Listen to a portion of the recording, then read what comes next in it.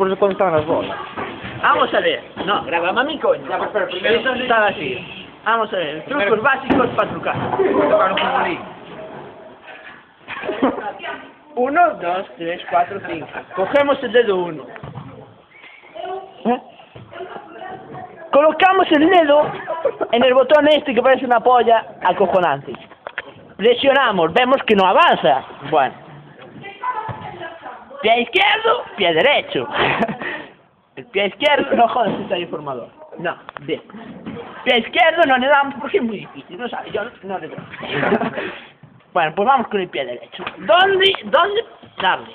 Aquí no, porque si das aquí te jodes el dedo. Pues, no. Puedes coger a un novato de primero, ¿no? Y decirle que ponga el dedo. Y después puedes darle.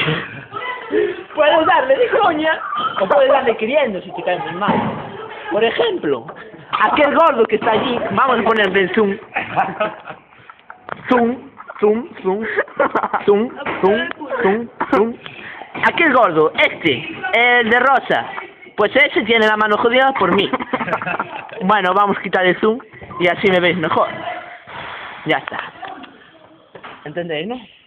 Estoy disponible si queréis. Michi me que barra baja 89. Cosas sin importancia. Pues, damos, observamos que no hay nada.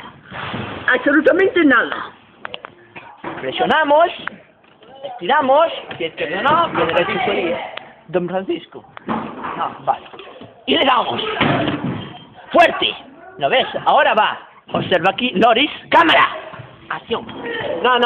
Aquí, coño, aquí. ¿Lo ves? Mira cómo va, ¿eh? Así, muy bien. Mira. Y salen las bolas. Bueno.